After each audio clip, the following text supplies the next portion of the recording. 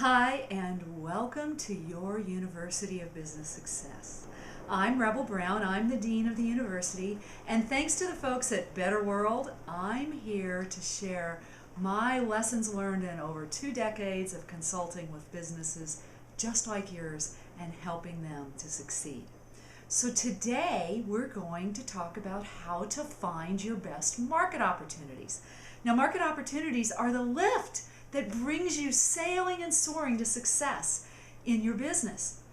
You can have the most distinct value in the world, but if you don't bring it to the right markets, you won't be successful. And by the way, having great distinct value and trying to take it to every market you see isn't a recipe for success either.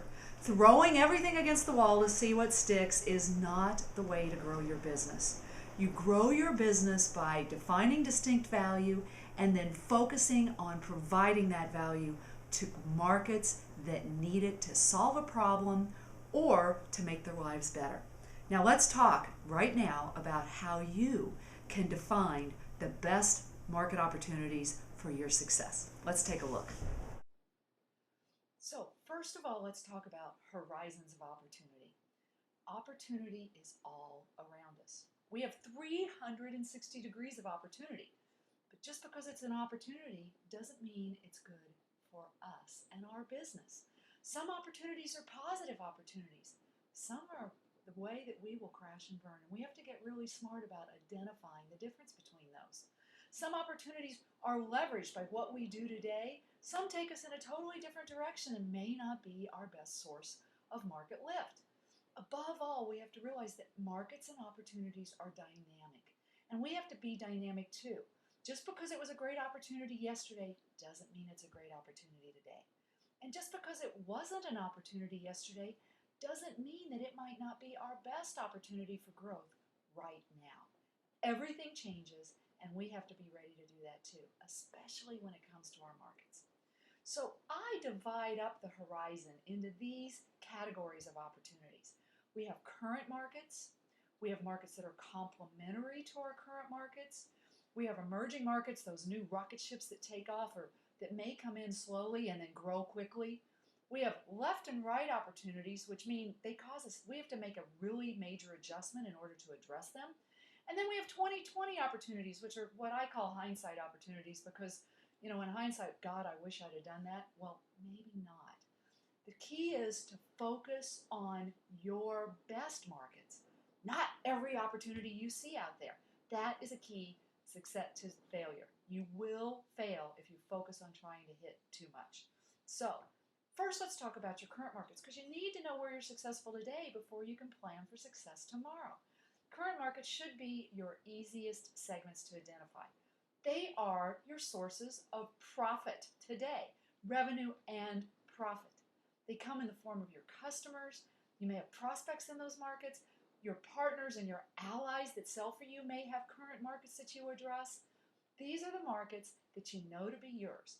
Now, how do you identify your current markets? Well, first of all, look at the real results. Don't just look at that top line revenue. Look at bottom line profitability. You may have a really great current market, but if you're losing money on every sale you make, it's really not a great opportunity, now is it? Ask yourself, who really buys my product or service? Not who I'm targeting and want to buy, who buys. If someone isn't buying your product today, they are not a current market. I don't care how much you want it to be or wish it to be. Once you really look at who buys your products, now evaluate all those current markets that you thought you had that really don't make the grade because they're not buying from you.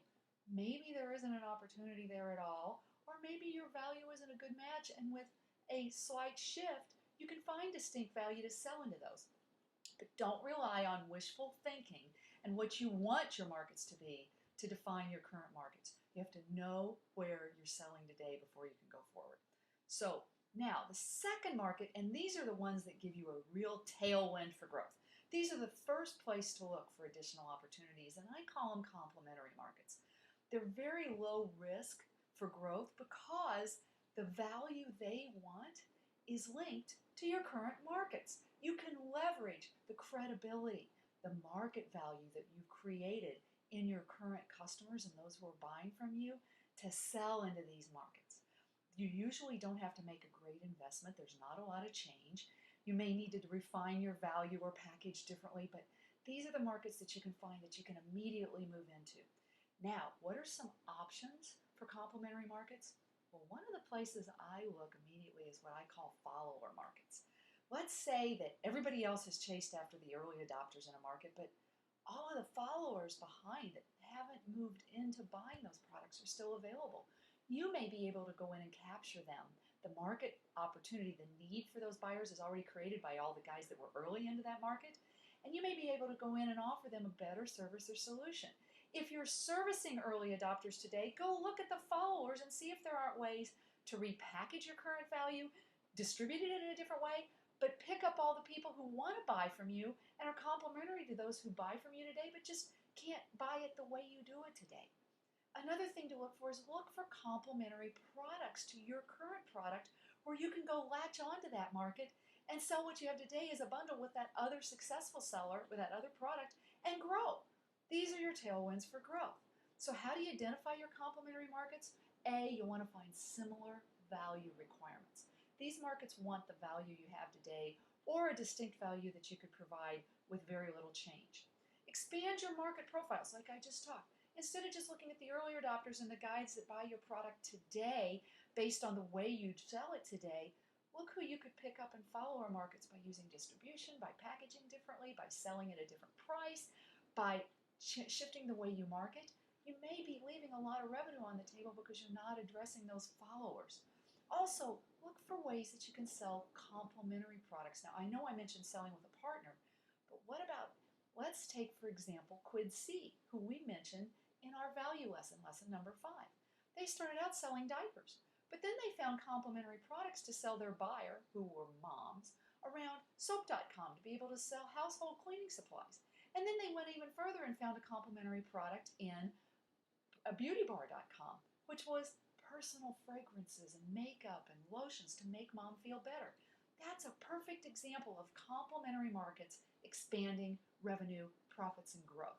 They are your best opportunity for short-term success, and usually if you find the right complementary markets, you may not have to look even further.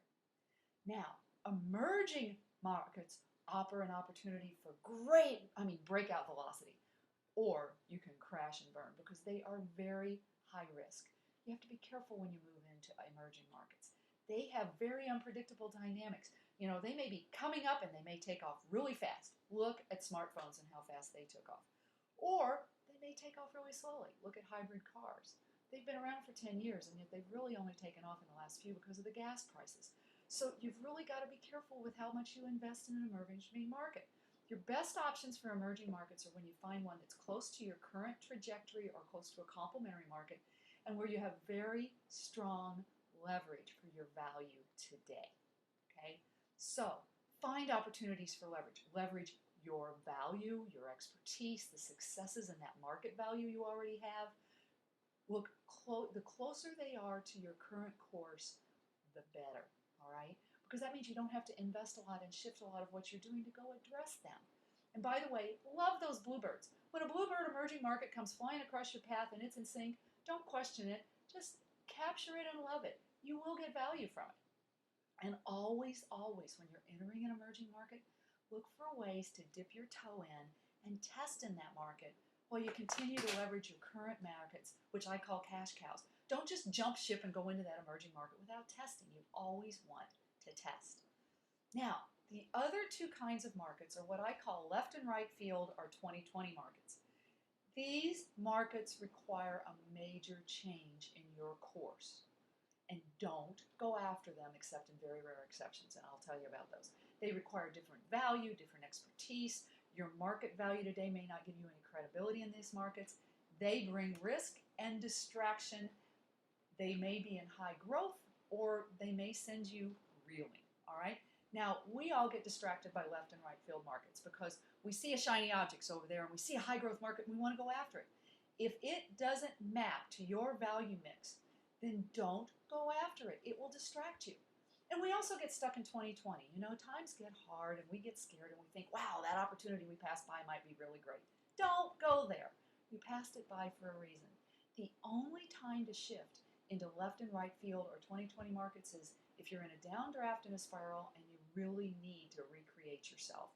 You have no other options left and it's time to restart. That's a good time to make that shift. Now, here are your exercises for lesson 6. I want you to go out and identify your current markets. And by that, I mean your successful markets where you're profitable. All right?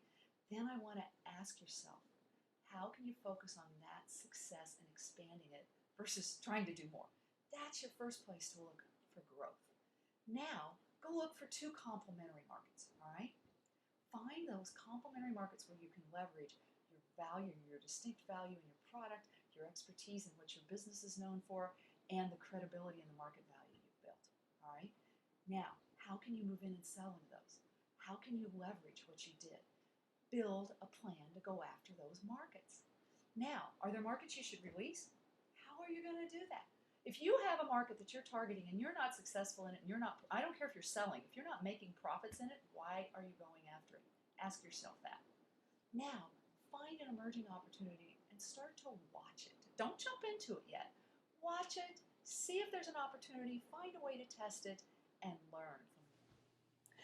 So now for some summary lessons. First of all, I want you to take the distinct value that you identified in lesson 5, and I want you to map it to the best market opportunities that you just identified in this lesson 6.